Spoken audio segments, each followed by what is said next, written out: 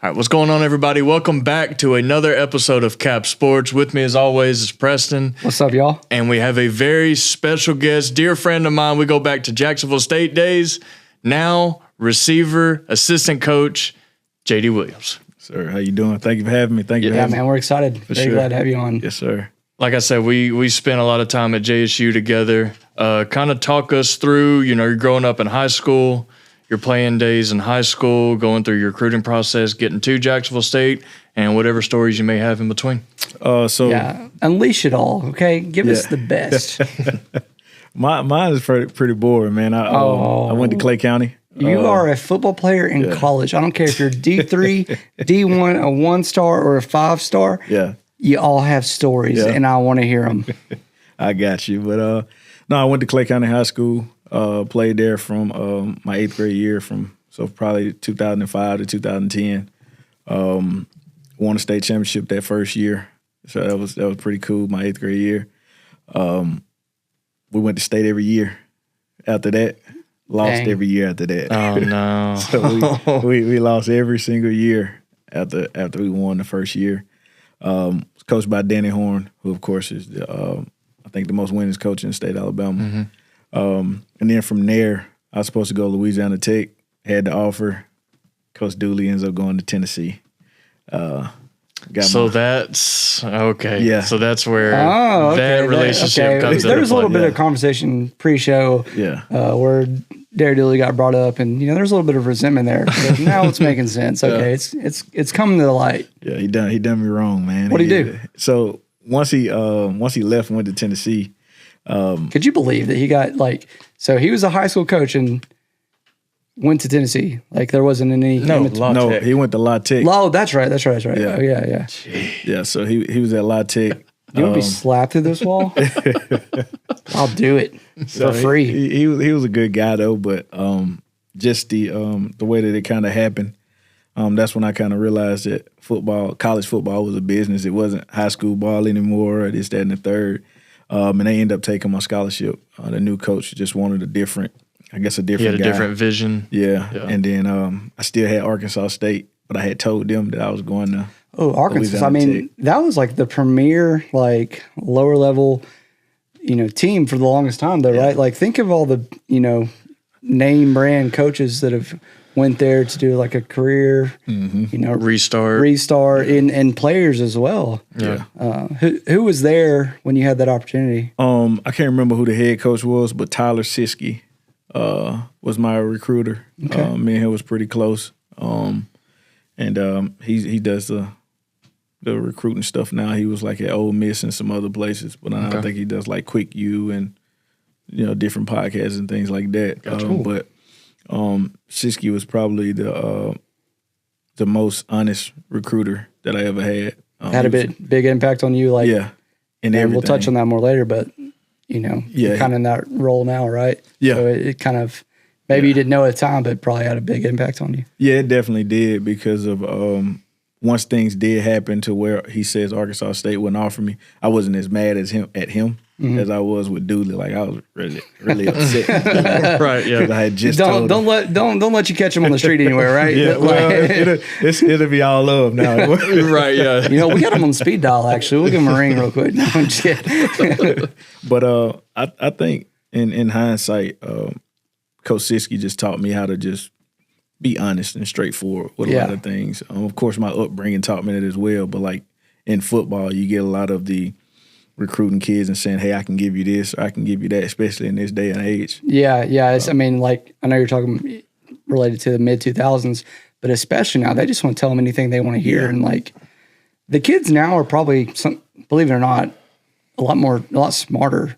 Yeah. In that sense, For sure. in a business sense, than we were during those 2000s years. Yeah. And especially as a high school football recruit, they just have a much better understanding than we did because everything is social media and publicized now. So they pick up on it a lot quicker than what we had the opportunity to back then. So, I mean, you got to be honest with them because they're gonna pick up on the BS real quick. Yeah, because it didn't take much for us back in the day. It just took an offer. Yeah, I'm there. And that's it. But now, just being honest with them, about every single thing. Of course, I'm at Murray State, so the NIL stuff is kind of, you have to be honest.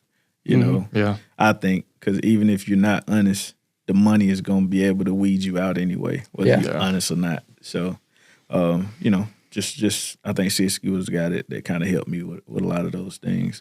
That's good. And I can still text him to this day and, you know, just check up on him or his family and things like that. Yeah, because the recruiting world has changed drastically since, you know, he was in the situation you're in now. Yeah. It definitely changed. I think more for me, I was a 3-star coming out of high school, and back then it was like, oh, you're a 3-star, you're going to have 1 million offers. You're going to be able to do this and do that. But it was what was the biggest offer? I'm sorry. What was the biggest like offer you had? Like, or maybe not even offer, but like at least a bigger school giving you attention. Who would you say was the bigger one? To be honest, I think it was just the La Tech and Arkansas State. I had little flirts with Auburn when Coach Troop was there. Mm-hmm. But I think the most love and like you can tell that they wanted me there was Louisiana Tech. Arkansas State was too. I'm from Louisiana. You should have went to Louisiana. Yeah, it was just that vibe. Like Louisiana Tech was probably like even the official visit. The official visit was hold on. Yeah. Okay. Yeah. What was that smile about? What happened? Was it the girls? It was the girls. Yeah, it was from Louisiana girls, baby. I know what you mean. Built a little different. Look, like I said, I'm from there, so I knew when you made that smile what it was about. Yeah. It didn't take much, man. It was the food. Yeah. It was the food. Yeah. Food that got me. But I think after 2 days, I watched practice, sat with the receivers coach, sat with all those guys, and probably 2-3 days, me and my dad left, and I was like, I'm committing. Yeah. I love it. Yeah. Was that one of your first offers? La Tech was first offer. Yeah. And then Arkansas State came probably like a couple months. Yeah. Once that first offer rolls in, the other ones start. At least I thought. Yeah. You know, it was just those two. And then Georgia Southern was hinting on offering him, but they never did. And it was kind of just where I was with just those two. Right. So. Did you like put out, like how did these schools hear about you? Did you put out film or what? Like, I mean, because it's so different back then than it is now. Like, so how do you feel like you got recruited? Like, how did they hear about you? Because it's not like there was 100 camps available and 7-on-7s and social media, you know, Twitter and Facebook and all stuff really wasn't taking off yet. You had Huddle. Yeah. Yeah. Right. For us, we had a guy, Jeremy Simmons, we called him Shaq. He was like 6'5", O-lineman. He was like 6'5", 320. He was getting a lot of like attention. He had a lot of offers, and he went to got invited to like a Under Armour camp, and like he went crazy, like, and just so they're like, we need to check out the rest of these guys. Yeah, so everything kind of blew up from there with him. And then we had a safety, Quamaine Simmons, who was like 6'1", 6'2", could fly, just was a guy that hitting everything that he see. Yeah. I hear that story quite often when it comes to like, you know, you have your big dogs, right? Yeah. You know, and I'm not saying you're not, but you have the guys that are definitely set apart from the rest. For sure. And, you know, your smaller schools, your bigger schools are all going to come watch them, and they watch them, and they realize like, oh, there's some actually other really good talent who we didn't know about on this team. So it worked out for you too. Yeah. So that's what helped me. And those guys was like a grade ahead of me. Yeah. So that's what helped me. And then I think Coach Spangler from Louisiana Tech was watching Shaq and Quamaine, and they saw me, and that's when they started asking the questions. I started going to camps, was running well at camps, winning reps at camps.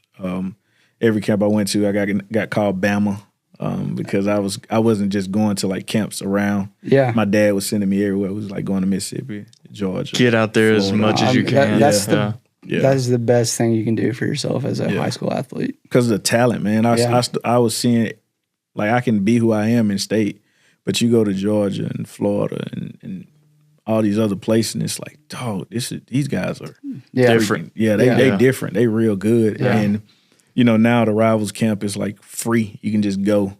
But back then, for us, it was like a trophy. Like you get that invite in the mail, or you get an email that saying get it framed. Invited. Yeah. You walking around the school like, look at me. So that's what I was more excited about. Like, you had to work back then, like, to get invited to these camps. And I think my best camp was down in Spanish Fort. And it was, you had Nick Perry, who went to Bama, who was at Prattville. You had Corey Shelton. You had Sam Sam Gibson, who went to LSU. So you had a lot of talent there. And that's when I'm like, did it humble you some, but also make you want to work harder? Or like, how do you, like, if you remember well, I can hang with them. It kind of messed me up a little bit because I dominated the camp. Like, and it's crazy because I can't remember who was Prattville's coach. It don't matter now. Yeah. But they was trying to get me to come to Prattville. So I know I had did something right. Was it Clark? I'm trying to think if it was Clark. That would make sense. Somebody else. Because he was at Prattville for a very long time before. I don't know if he went anywhere before JSU or if he just came straight from Prattville. I can't. Yeah, because it was like 08, remember. 09. Yeah. I think. And I killed it. And every guy there from Prattville, they was like, yeah, he coming to Prattville. We family. And me and Sam Gibson had like a great relationship. Mm-hmm. And it's like, yeah, your dad come down, get him this, get him that. And I was like, yeah. You was getting recruited. Yeah. Yeah. You roll up to school in a new 08 Altima or something, right? Where did that come from? So that was my I think my best camp. And I got back and was in Miss Patterson classroom, like a teacher that she just passed away. So rest in peace to Miss Patterson. And I'm on her computer, middle of class, checking. And it showed up and I was a 3-star. And I kind of like, cussed in the classroom. And she was like, JD, what are you? I was like, hey, Miss Patterson, this is big. Yeah, this is warranted, okay? I'm a 3-star. Like, I'm a man now. I may get a lot of offers now. Right. So that was my big coming out, was getting recognized when Shackman was there and also dominating in the camp circuit. Yeah. My dad is sending me everywhere. So yeah, people think game film is like the ultimate, thing to put out, and that's what's going to get you recruited. It helps, but that's not. There's so many high school, especially in football, high school athletes out there who are all putting out the film. I mean, all these coaches can't watch everybody's film. No camps. Yes, me and Kolton have talked about this plenty. But camps are the best thing to get your name out there. Like, 'cause in your case, you go and show out. I mean, I'm not saying you're nobody, but a nobody who's actually an elite talent. Fly under the radar. Yeah, has been flying under the radar for 2, 3, even 4 years. They're going into their senior year. Flying on the radar, who's possibly a 5-star, but no one knows it. Shows up at a camp, goes off, goes to another camp, goes off. Yeah. And they're like, I need this guy. Like, where's he been? Yeah. Like, camps are the way to go. Yeah. And I think, too, like my Twitter gets flooded even when I was at Faulkner, from NAIA to FCS school. All the kids just sending film. So for me, I just send back like the camp dates.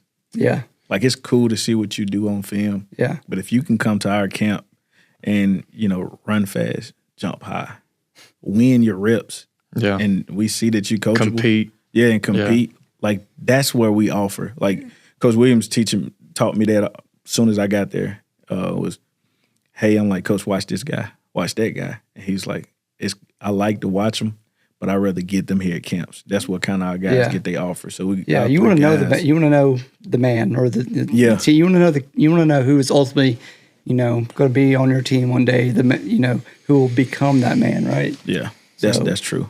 Those schools obviously didn't work out. Yeah. And you ended up at the great University of Jacksonville State. Yeah. Well, didn't you say you ended up at West Alabama first? West Alabama first. Yeah. So you did. Yeah, I want to hear that. So Coach Hall, I think once I didn't sign, me and Coach Lindsey, who's at UTEP now, he's a wide receiver coach there. They was all at Southern Miss last year. So Coach Hall and those guys. He called me like 2 days after. And I think my dad and him, they knew each other because he was from our area. Okay. And he was like, you didn't sign? Like, no. Like, you mean once like signing day rolled around? Yeah. He was like, you didn't sign nowhere? And I'm like, no, sir, I didn't. Louisiana Tech took the offer. I'm boo-hooing like a little baby. And he's like, well, we'll offer you. And they came up that day. I remember it was raining. They came up all the way from Livingston to Clay County. It was like a 3-4 hour drive just to see me. And I'm like, man, I ain't even get to see West Al. Yeah. I was like, yes. They sent he brought the papers. I didn't see what West Alabama had to offer. I didn't go there. my mind was, I'm going to play football. You're going to play football. You're doing what you love. And I just signed. That's it. It was no, let me see what you guys, let me think on it. No, it was. So at this point, when they came and visited you, you were a senior? Yeah. Okay, so was this, I guess, right after football season? Yeah, so it was right after signing day. So I didn't sign Louisiana Tech. The paperwork that they sent me, I was told not to sign it. So I didn't sign the paperwork that La Tech sent me. You were told by someone from La Tech? The La Tech guy, he told me don't sign it. I still signed it. I wanted to. But my head coach was so, of course that's how that works out. We're not doing that. We're going to be. I don't want to lose a relationship with them. Yeah. So he told me not to sign it. And I think it may have been like a day or two after signing day when Westdale called me. Yeah, because this was back before they really had like the early signing day. Yeah. So this was like well after football season. Yeah, it was like January, football. February. Yeah. And they wind up offering. And like I said, I didn't get a chance to go look at them. I just signed. Just saw an opportunity to play ball. And I got I'm getting to continue my career. Exactly. And I got there in the summer, and I think I was only able to be there for like a month. It was some type of deal that they had where like the freshman guys, you come do a month and then you go back before the school starts. So I went down for that first month, and I'm like, what did I sign up for? What is this? Really? Yeah. Like not like I think the facilities and everything else was nice, and I was intrigued by like the conference. It was the Gulf South Conference, Yeah. SEC or D2. So it's like, hey, I love it. I'm cool with that. But everything else about Livingston was like, not your speed. Yeah, it was horrible. Right. And we had this one little spot that you can go eat right by the library. Danny does and something like that. Yeah. I'm talking about great. Like, Really? I was spending all my money there. Like my Your dining dollars. Yeah, my dad was like, "What are you doing?" Like, I'm spending all my money here. So I went back, and then the season rolled around, and I redshirt the season because they tried to have me playing corner. I did not want to play corner. You didn't want to? No, I was 162 pounds maybe. Yeah. And you got guys that's about 210, 215. I'm not touching. Well, like you said, it's the SEC of D2, so they're rolling out dudes that Yeah. that have been kicked off D1 teams or something. Exactly. Yeah. So I didn't want to do that. You don't want to do that to yourself. Like I competed, yeah. but at the end of the day, I'm like, no, I don't want to play no corner. And being Indris, one of my close friends from high school that I played with, he had walked on to Jacksonville. And my pride told me, because I was supposed to walk on with him. Tell you something about Ben Andrews. Workhorse. The legend of Jacksonville State. Workhorse. Like What position do you play? linebacker. Okay. Workhorse. Workhorse. Go ahead. Like, if it wasn't for Ben, I probably would have stayed at Westdale. Shout out Ben. Yeah, Ben Andrews. That's my guy. Love him to death, man. We played high school ball together too. But he was there, and I don't know what it was. One day, man, he was just talking about just football. I'm like, man, I like it here, but I don't because I'm playing defense. I want to play offense. Yeah. And he's like, just come here. And I'm like, man, no. Because I was so hell-bent on I'm not walking on nowhere, especially not Jacksonville. And they like an hour and 45 minutes from Clay County. They should have offered me. Yeah. Yeah. But Why do you think they didn't? Like what? You already had some resentment. Like so? Why do you? What do you think held up that recruitment process? You think your name just didn't get there? No, or? I think Gabe Chambers did. What's that? Gabe Chambers. Okay. I think that's what Gabe and quarterback. Cody Blanchard. That's what stopped that. I know Cody Blanchard very well. Played baseball with him for quite a few years. Which I respect that. Like I'm not saying that. Oh Gabe no, was you can like say whatever you want to. Like Gabe was a horrible kid or nothing like that. I'm just saying for Gabe to commit to Jacksonville State when he was the man, because he came out before me, but or with me, one of them, but he was the man. Like Gabe was the man at Cherokee County. Yeah. And he had a lot of offers. Everybody that was offering me had offered him plus 10 more. Yeah. And when he signed with Jacksonville State, it went crickets for me. And which I understood that. Like you get a talent like that, he's taller than me, damn near faster than me. Hey, height don't matter no more, okay? Yeah. Antonio Brown changed the game. Them 5'9", 5'10" wide receivers are elite now, okay? We're respected. Yeah. But That's what kind of Ben was kind of helped me. And then Coach Thurman called, and his deal was, "We're gonna get you here." And I'm like, "I can play offense." And he's like, "Yes." Little behind the scenes recruiting, huh? Yeah. And I get there. Right back on the defense. He sent me right into Shut up. Sent me right into Brandon Coop office, was our corners coach. And I had a great spring at corner. But I just, of course, you transfer up that time, you couldn't play. And I worked my butt off to get my name. They used to call me West Al, Coach Boone and Coach Coop. Like, West Al. Hey, West Al. It wasn't JD. It was West Al. So I had to work my butt off just to get my name. And then they left after that. And it was like, oh, snap. One and done. Yeah, like, here we go again. So I think I had 3 coaches. I had Crow, Clark. Yeah. Yeah, I had 3 coaches. So every year I had a different. You're like Baker Mayfield. And each, so even going back to really high school, we're not going to backtrack, but each year you were playing ball, you had to reprove yourself. Yeah. I mean, that sucks, but sometimes it's a good thing. It keeps you motivated. Yeah, it definitely It does for me. Like, even still today in the workforce. Which I knew that year once they left and I was able to get on offense with Coach Clark. I love that staff. Not saying I don't love the staff before, like with Clark, because me and Coach Coop has like a great relationship. He just went to Troy, and I just talked to him. So like we have a great relationship. It's just the fact that when Clark came, it felt like college again. Yeah, like it was the smash mouth. You gonna work? Well, it was a culture shock too, because we talked about before. It's like the coaching staff that was there before, and this is not a knock on any of the coaches, because it was a really good staff and they were very successful there. But it was almost a culture shock, because it was almost like within a season you saw the difference in how you guys were coached, what you went through throughout the week, through the summers, through the springs and winter. Like it was a culture shock for everybody. But then, like you said, it felt like college ball, because you're used to seeing the Bamas and the Auburns and the LSUs, like the big dogs, what they look like on Saturdays. And then when you're in it, you start seeing what we started looking like on Saturdays. It's like, wait a second. You finally met your potential. Yeah. Like you'd been knowing what you as a team were capable of, but maybe weren't succeeding in that level, right? And then the new coaching staff comes in and they change the game for y'all and allow you to like take that next step. Well, we did very quickly. Yeah. Yes. Like that first year, we go into the playoffs. Eastern Washington. Getting put out by Cooper Cup at Eastern Washington. That's my boy right there. But it was just then, like, because we snuck in the playoffs. Yep. We hosted Samford. So that was 2013. We hosted Samford, went to McNeese. Beat the crap out of McNeese. Which was fantastic, and it was very cold. Yeah. But then we made it to I guess that was the quarterfinals at Eastern Washington. Yep. But it's like, in 1 year, we go from getting put out in the first round against Wofford to making it to the quarterfinals at Eastern Washington. And it's like, holy crap. Yeah.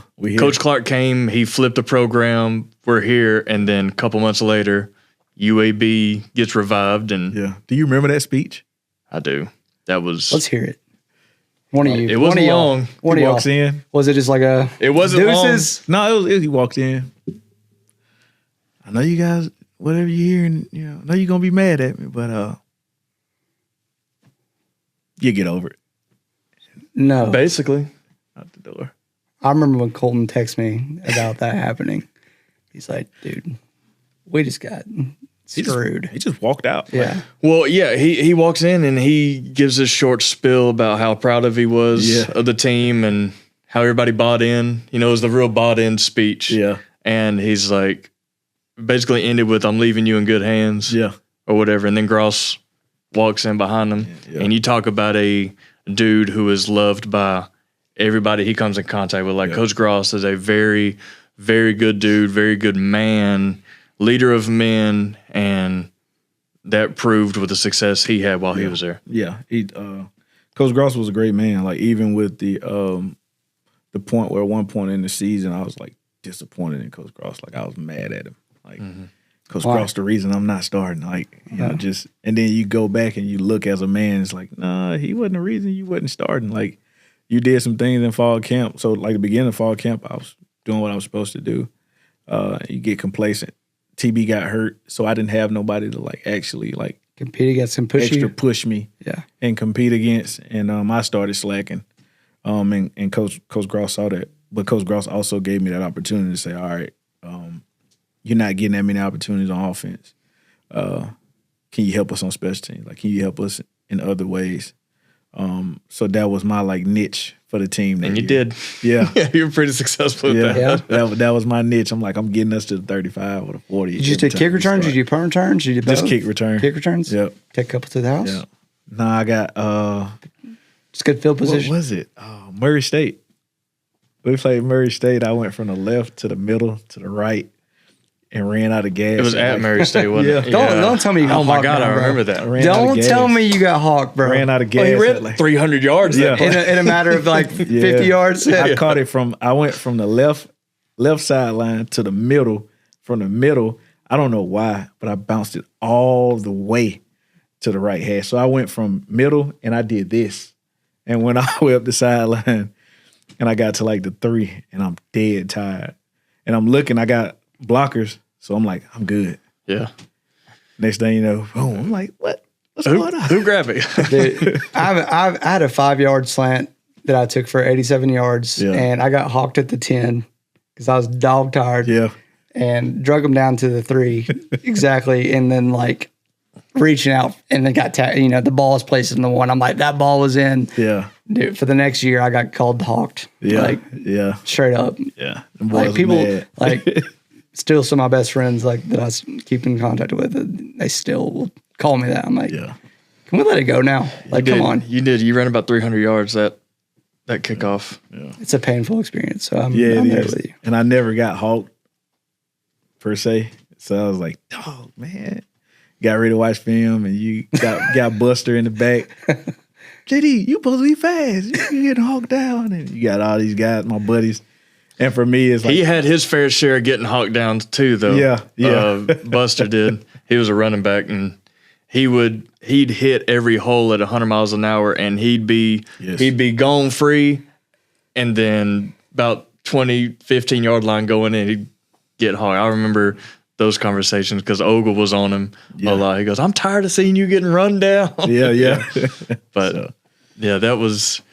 You had a very, like you said, you didn't get a whole lot of reps at receiver, but you made your opportunities as special teams an impact on you. Yep. Because like we were saying, before the show, it's like JSU, out of all the position groups on the football field, the receiving room, even the guys that didn't get to play a whole lot, even, you got to play special teams, but even the guys that just sat, that talent in the receiver room was always we had a lot of the best. Yeah, a lot. We had some really good quarterbacks.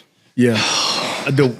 To be honest, Eli kind of like, when I tell you a guy that I saw go from like here to here, very quick, was crazy. So I don't know if you know this, but when he came in, he was one of Crow's guys too. Play safety. Yeah. Ended up being one of the best quarterback, probably top that's an 4 athlete, or 5 baby. quarterbacks ever come baby. through JSU. Yeah, that's my guy. And it was some on Twitter where they was asking about him and the guy the quarterback. I'm sorry, I can't remember his name. The quarterback that just was Sam Huff. And they was like, who would you take? 7. I'm like 7. It's always 7. Yeah, like, 7 can do it all. When I say throw the ball, run the ball, he's the OG Lamar. Whatever you need, 7. If 7 was in this time, he wouldn't have been at Jacksonville long. Oh, really? No. 7 would have been gone. 12 would have been gone. Like, it would have been some guys that wouldn't have been at It's amazing how much the game for the quarterback has changed over the last 10 years. Yeah. Like, I'm just going to be blunt, but like, especially for, the black quarterback, right? Yeah. Like, it has allowed them to evolve and like showcase your talents. Yes. And excel, and that's why they're being so successful in that role. Yeah. Because there's a lot of negative stigma with that for so long, unnecessarily.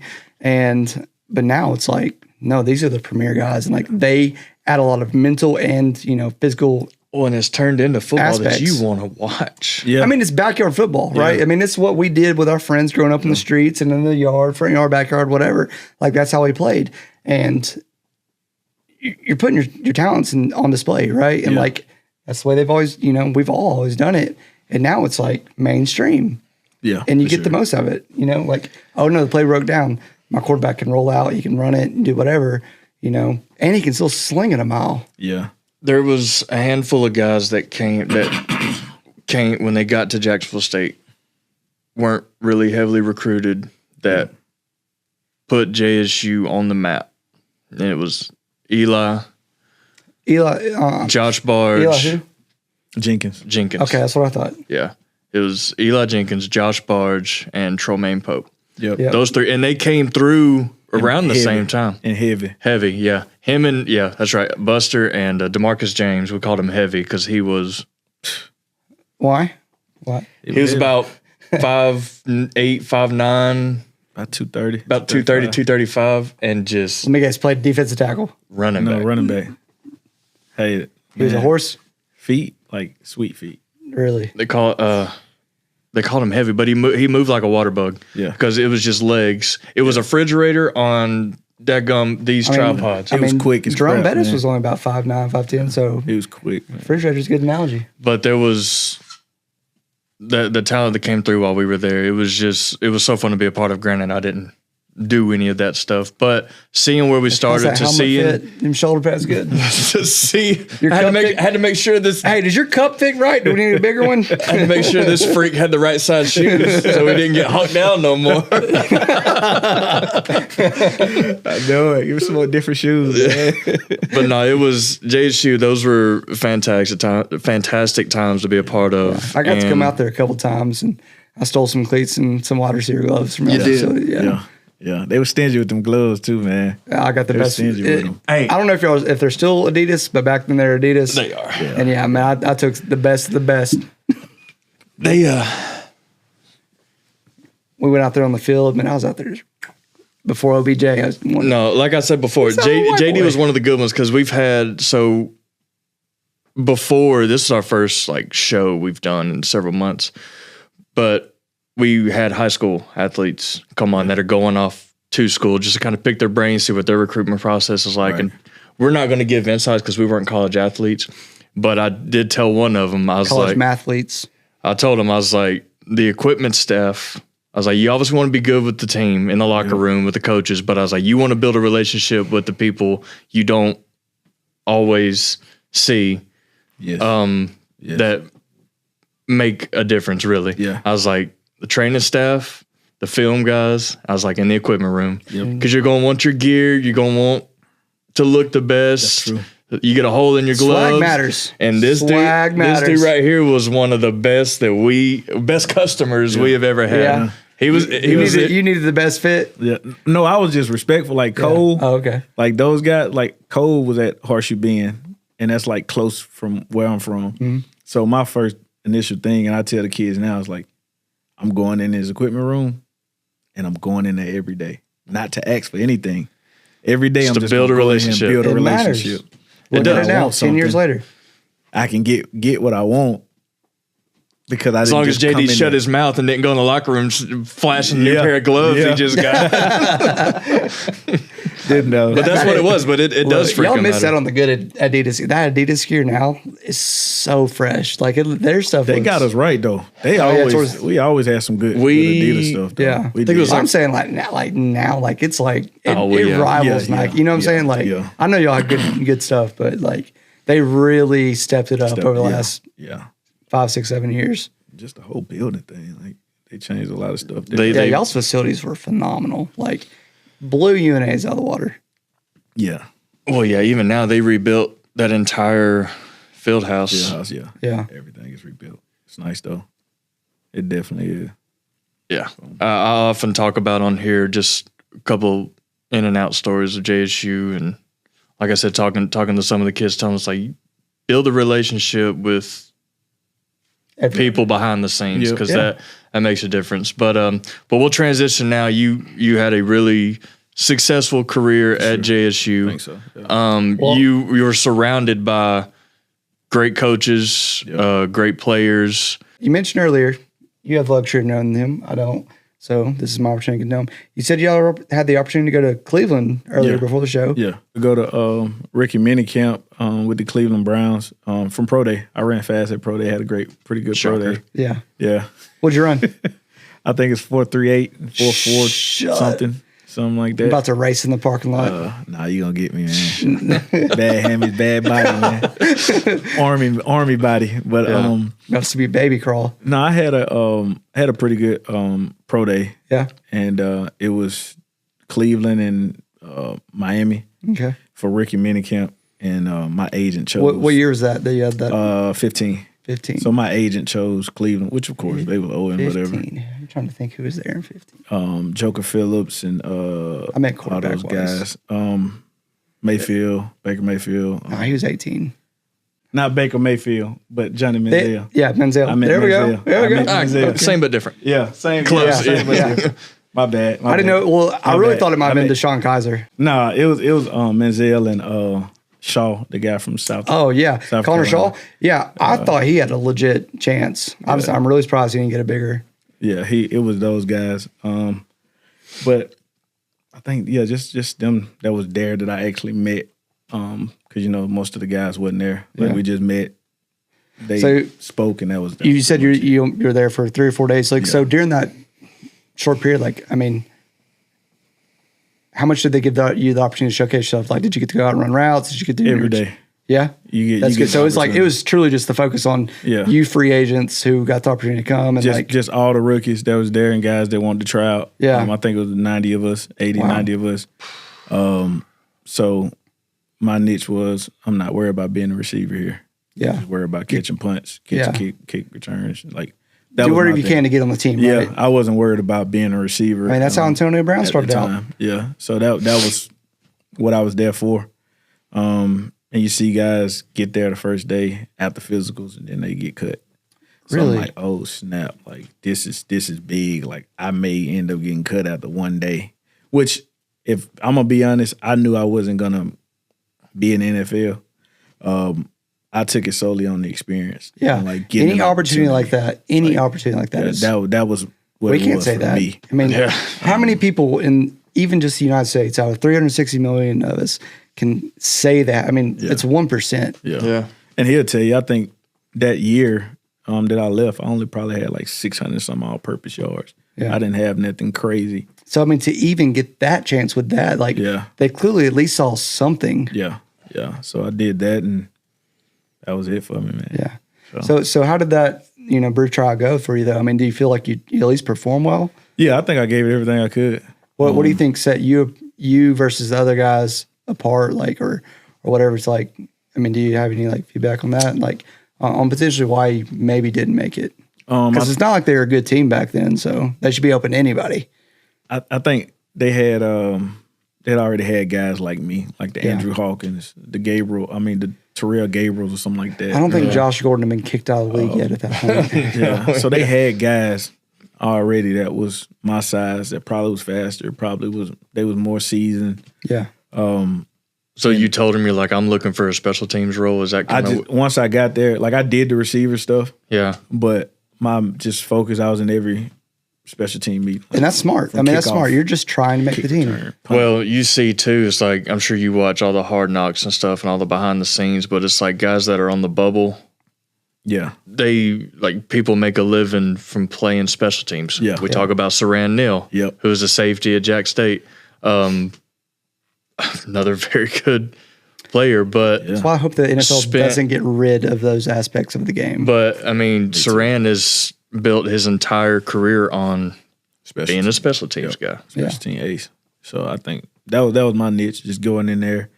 I mean, that was very smart. Not worrying about anything else. I think, of course, everybody know I'm 5'7" barely on a good day, and I just went in there like, okay, this is what I have to do. Yeah. I know I'm here solely on experience and want to get the experience of it, but it was also like that kind of third day, hey, I may have a chance. Seeing everybody getting cut. Yeah. And I'm like, oh, Yeah, I mean, to make it even that far, it's a confidence big boost. deal. Yeah. Then when you're seeing people pack their bags right in front of you, you're like, I'm Yeah, not do you have packing kids mine. now? No. So No. I just got 3 dogs. Okay, well, if you do want kids or you eventually have kids, guess what? And if you have a son or even a daughter, you'll be able to tell them that. You know what? Like, that's a motivational thing. Like, I work so hard. I mean, that stuff always, translates next to our next generation. Like, and you'll have that to be able to lean on, man. Yeah, for sure.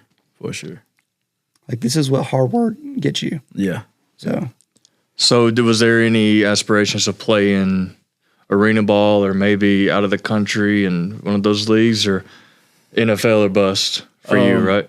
Yeah, because at the time, you look at life after these things. Like, okay, I know I'm not gonna make it to the NFL, and my agent, he did have me somewhere like the Jacksonville Sharks, and I was like this close to saying, you know what, let's do it. Right. Yeah. And then he wrote me back and was like, yeah, your bus ticket.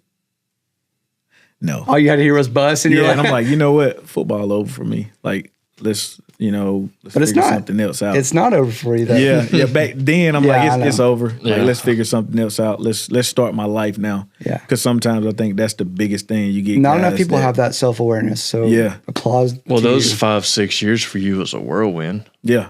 From Yeah. transition from high school to college, all the high school stuff, the transitions, the coaches, the swapping schools, Yeah. and everything that you always- those dealt with. Did you always know you wanted to coach, or like you just had such impactful moments from great coaches in college to where it kind of led you to that?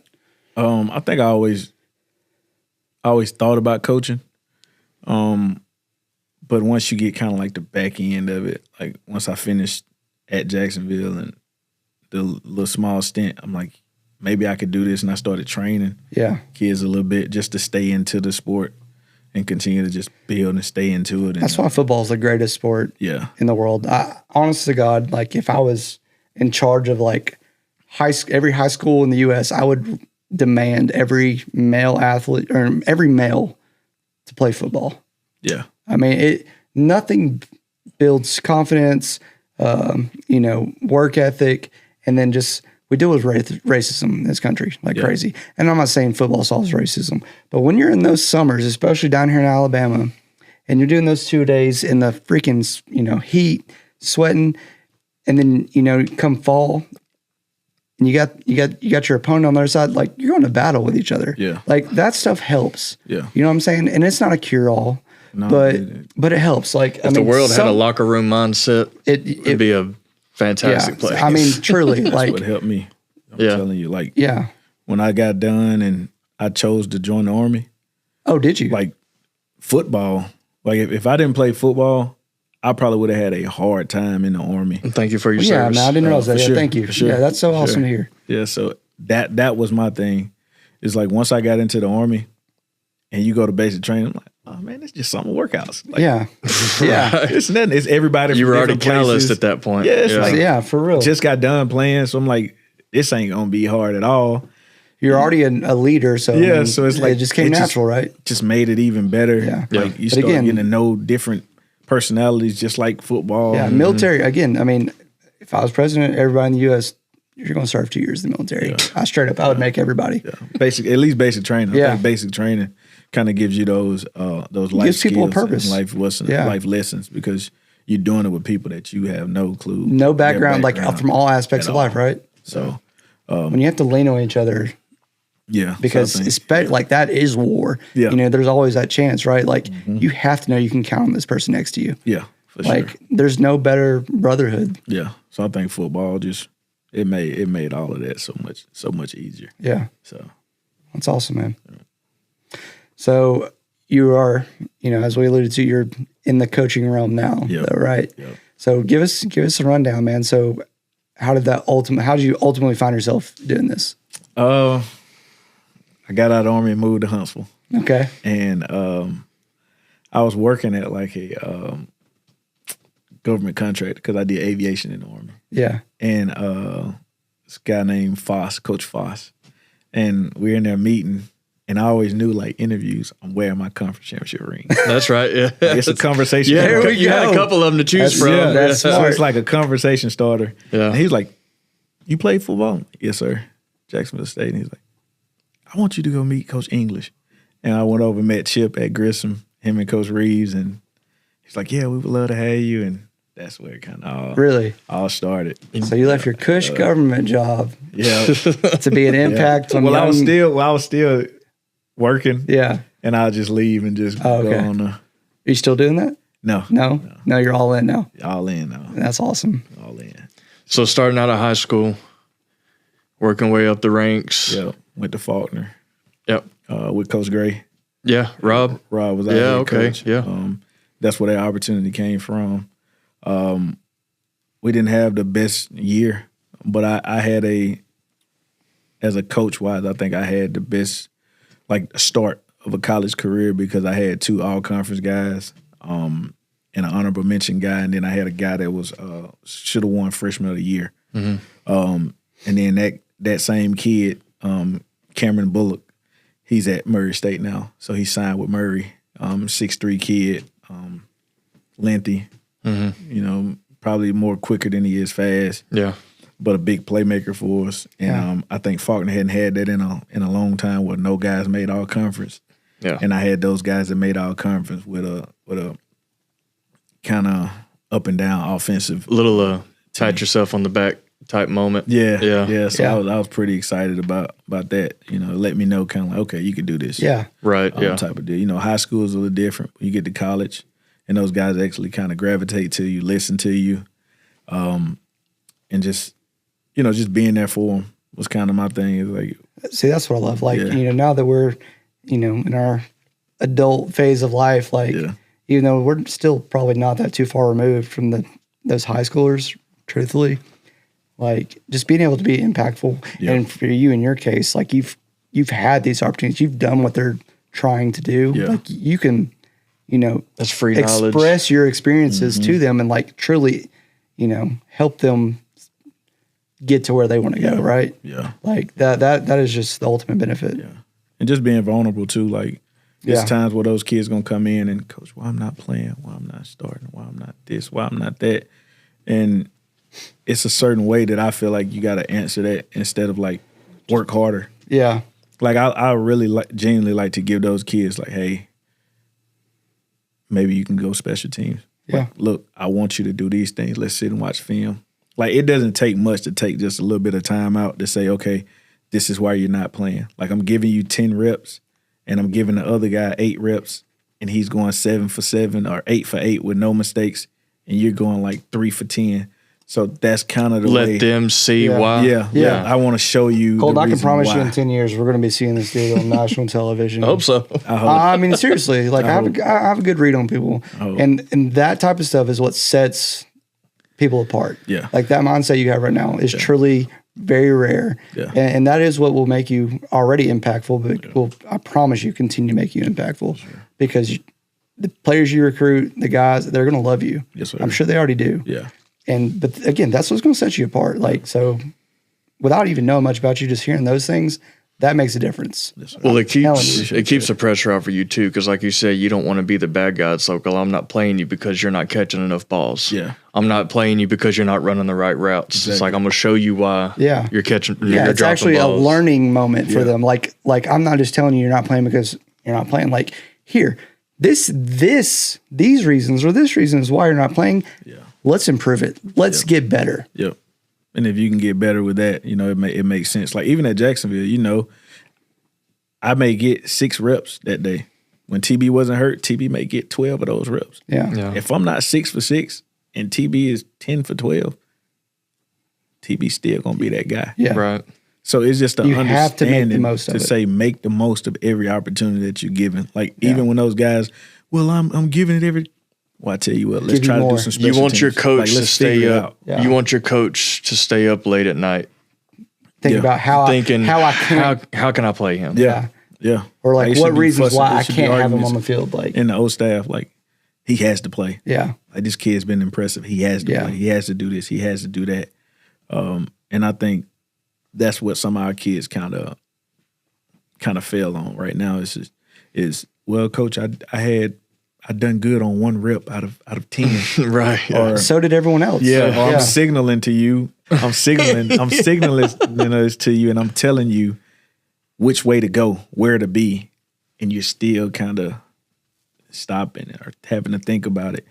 Yeah. We go over these plays so much.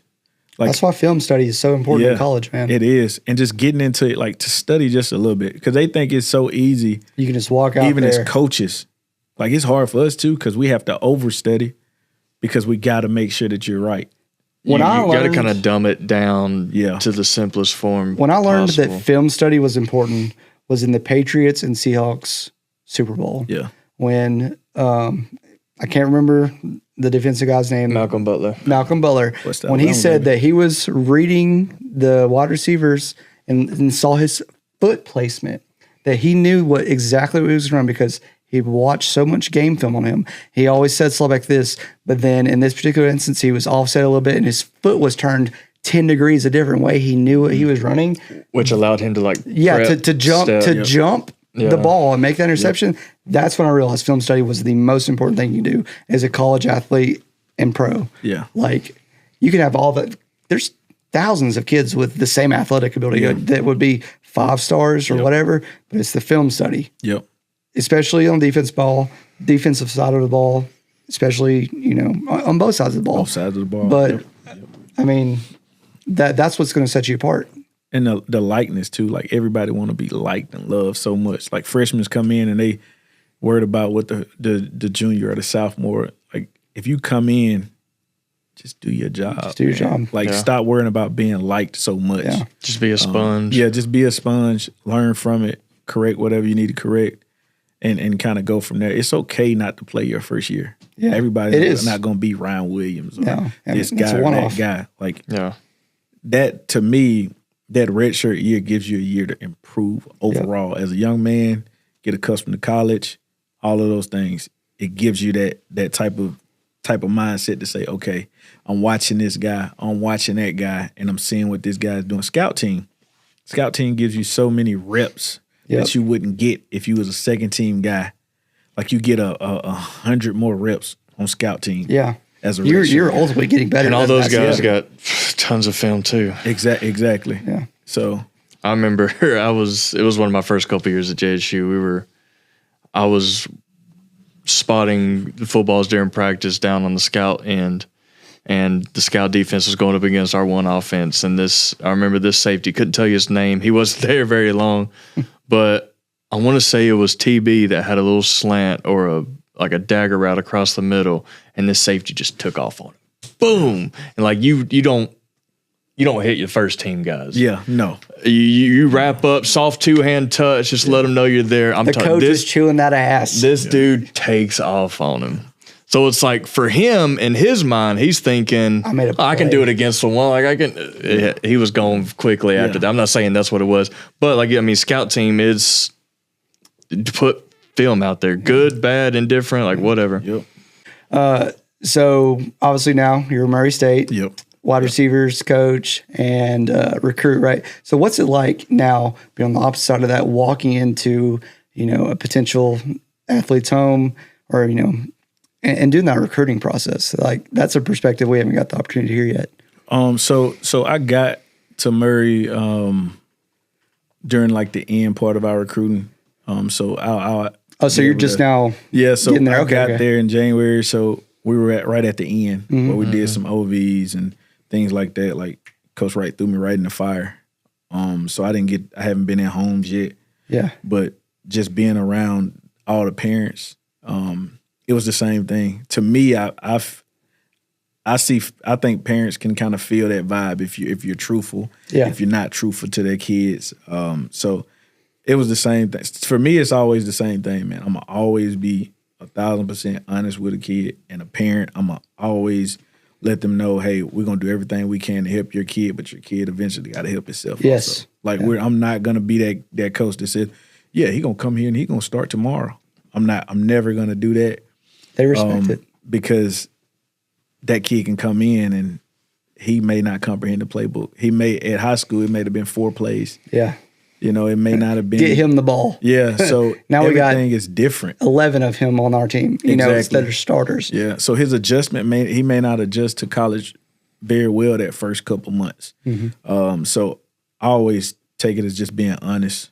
and transparent. And Nick does a great job with that, who's the wide receiver coach that I'm under. I'm the assistant wide receiver coach. Like, just being under him and just seeing that. Like, he was with the Giants for 3 years. That's a guy with enough experience to get him. He had some time with OBJ? I don't know if I know it was Saquon. It was with Saquon. Okay. He was a coach recently at that point, but so he can really relay information to you about what those guys did, and obviously to the players. Yeah. Oh, from high school all the way up. And he's smart. He's smart as crap. Like, he's, his dad was a coach as well. He coached at Bama, Michigan State, all those places, Oregon. But I think for like being under Nick is definitely going to be great for my career because he don't treat me as an assistant. He treat me as like this my room as well. So he's on me a lot about a lot of things, whether it's small things, big things. Like, he's on me more than he is. Feel like more than he is on some of the players. Yeah. Because if he always says, if I'm not here, are you going to be able to command this room? Are you going to be able to command to do this or do that? He's setting you up for success. Yeah. You're an extension of him. Yeah, he don't want me to voice my opinion whenever he's talk. Like, he want me to voice my opinion anytime I feel like it. Yeah. Not wait till he get done and come up with something and say, oh, yeah, and by the way, like, if it's something that I need to say that we're watching film, say it. Yeah. Y'all are equals. Yeah. No, that's again, that's so big. Yeah. So for the success of a team. Yeah. So for me, like you said, I'm sorry to diffuse the question, but as far as that's like the in-house right now, I still haven't had that opportunity. But my plan is going to be the same. Yeah, I can't wait. I really hope we have the opportunity to get you back on at some point. Like once football season actually rolls around, or even after the season this fall. Like once you've had that further experience, like just to hear more insight about that, because I love that aspect of it. The real true behind the scenes. It's just so interesting to me. Yeah. Well, too, it's like by the time you get into a house, talk to the parents and the kid, it's like they've already talked to coaches. Yeah. They've talked, like, you don't know, you may have been the 10th one they've talked to that day. So they've got you gotta set yourself apart. 9 other personalities that they can read. Like you said, I mean, parents they want what's best for their kid, and us with kids now, it's like it's all about that NIL money. Pick right? it well, yeah. So unfortunately, let's go ahead and dive. I think it's good they're getting paid right into that. So you saying early, like Murray State, not a whole lot to be given in that aspect. So what is it that you do, or that y'all do now, and hopefully do going forward, that like gets guys in? Like, what's y'all's process going? Opportunity. So for me, like that's a great point. Like, opportunity. We don't have NIL money. We don't have any of those things. We just want guys to come play football, and be the best young men that they can be. So for me, like, even now, we're doing a lot of me and Coach Stiff, we're doing a lot of the recruiting for like transfer guys. I talked to a kid today, Coach, I can't offer anything. What I can tell you is we would love for you to come here. Once you come here on the OV, it'll be great for you to see everything. And I'm always truthful. Like, just understand, when you come to Murray, my guy, always have at least 7 to 8 questions that you want to ask me, or you feel like you need to access. Murray is small. Mm-hmm. So for me, small means, like you said, opportunity and no distractions. Yeah. There won't be any distractions. Pretty much, you can go to basketball games. You can go to the softball games. But other than that, it's football. Yeah. Like, well, we're allowing you to continue your career. Right. And if you show out good enough, the NFL can look at you, whether you stay with us or, whether fortunately or unfortunately, the transfer portal's available. And guess what? Maybe a bigger school is going to come look at you. Yeah, and you're going to be in the field house a lot, right? So that's the thing that we try to make sure that it looks great for the official visits. Yeah, is the locker room and the gear and everything like that, like the playroom where they play the game and they can get their hair cut and they can play pool.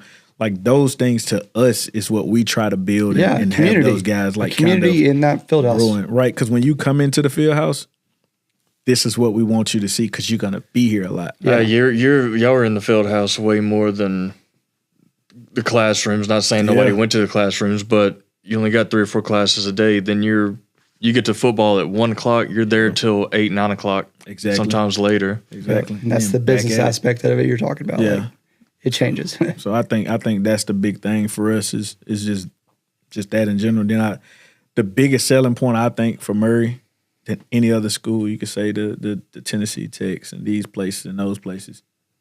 Bro, we play in the toughest conference in FCS. Yeah. The competition's next level. Like the competition is next level. You're gonna get guys, North Dakota, South Dakota. Those guys are always having guys that get drafted. Yeah. And they gonna bring their best every week. I'll say with the coaching staff, it sounds like y'all have, and that true team environment and that selflessness, we're probably going to be hearing a lot about y'all.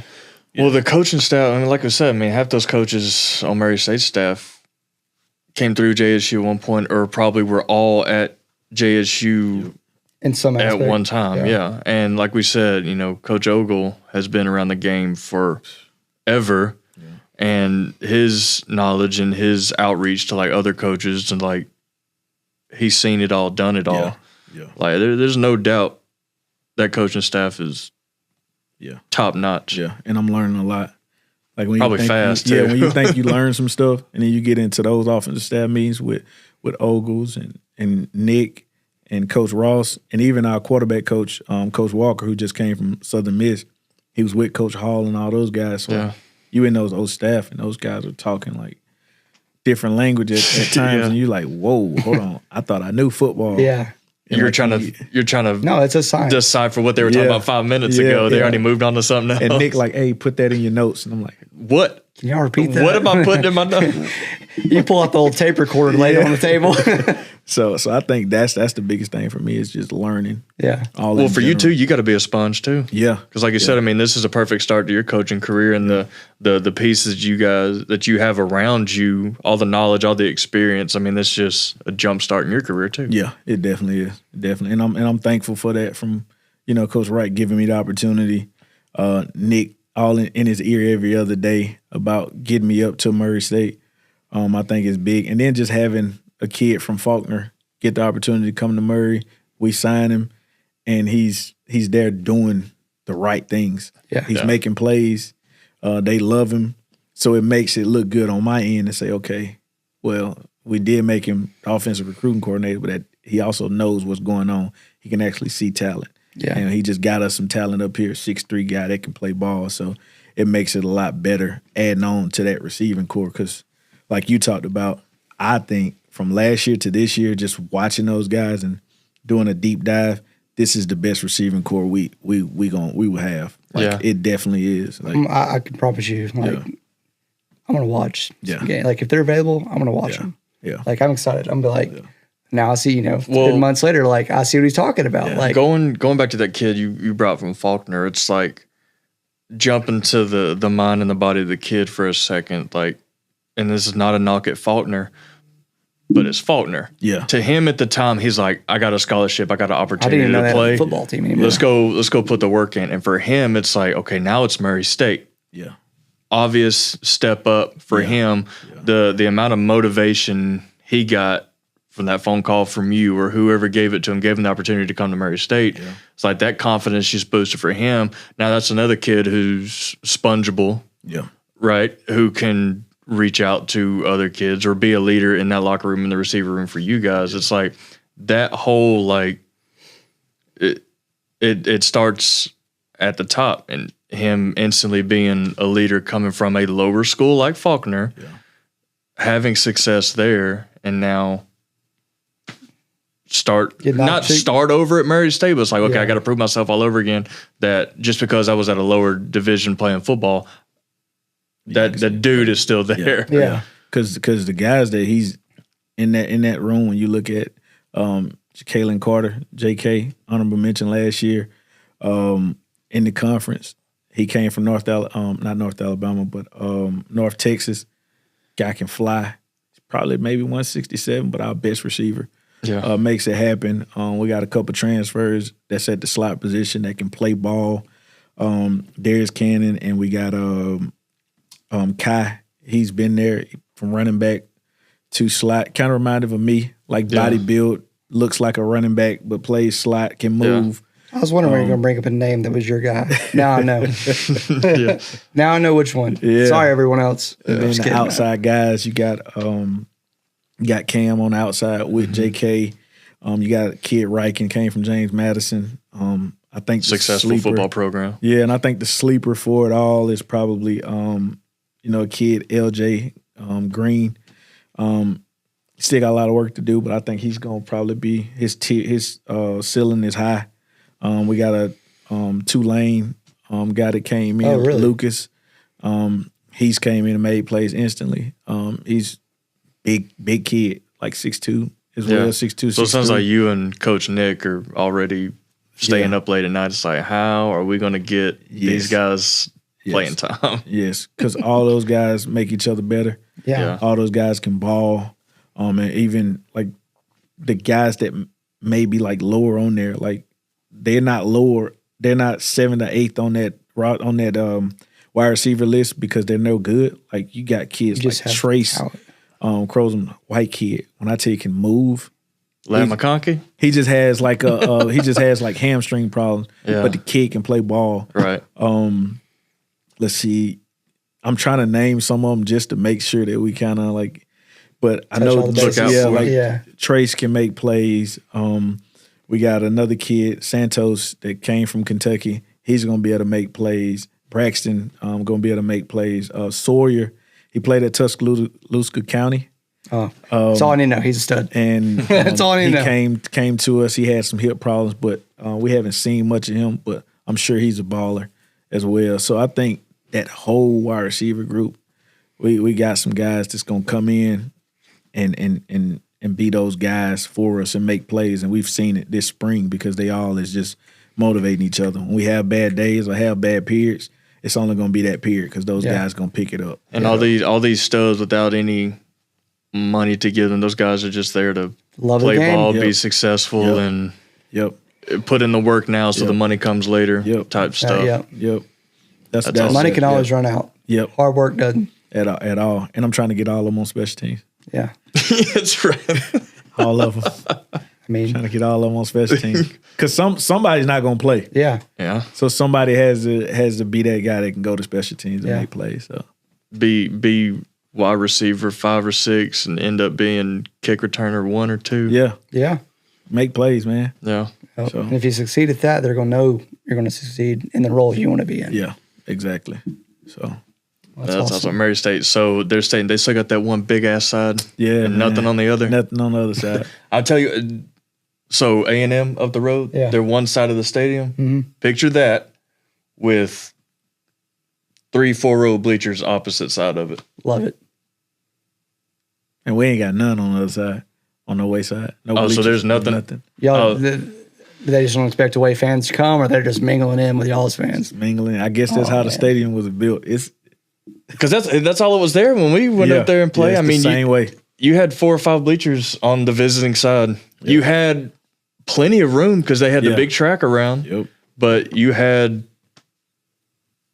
I mean, all the chairs in here was your visiting. Some lawn chairs. Just But that home side would be 50, 60 rows full. Straight up. Straight up. Yep. From goal line to goal line. That's hilarious. Definitely. They still got that horse that run out. Yep.